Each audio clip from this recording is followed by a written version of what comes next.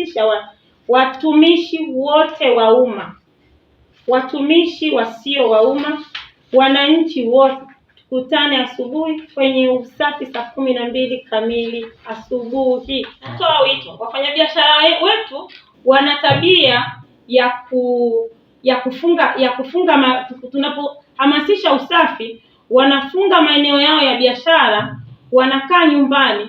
Zoezi linapokuwa limekamilika, wanaenda kufungua maduka wakiwa hawajashiriki usafi, na wakati mwingine wao wanakuwa ni wazalishaji wakuu wa takataka hizi. Sasa kesho natoa wito, wafanyabiashara wote katika maeneo yao waweze kutoka katika maeneo yao ili tushirikiane katika kufanya usafi, lakini pia wapate elimu kwa nini tunafanya hivyo, kuhakikisha kwamba katika maeneo yetu ni safi na salama. Na kesho tutachukua hatua za kisheria ambazo zimewekwa.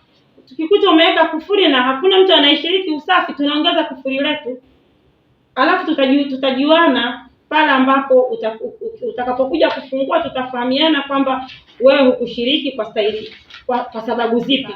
Kwa tutakuwepo katika barabara mbalimbali tukiendelea na usafi katika maeneo mbalimbali ya mji wa Masasi. Katika masoko la Mkuti yako maeneo ambayo ni muhimu, lazima tutayafikia. Soko la Mkuti, stendi ya mji wa Masasi maarufu eneo la Fisi, lakini soko la Tandale.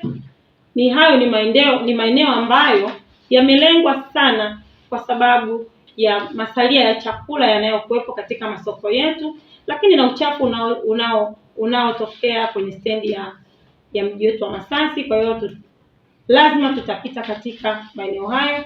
Vyombo vyetu vya usalama vimeahidi vyote kushiriki. Kwa hiyo tutakuwa pamoja kwa hali na mali katika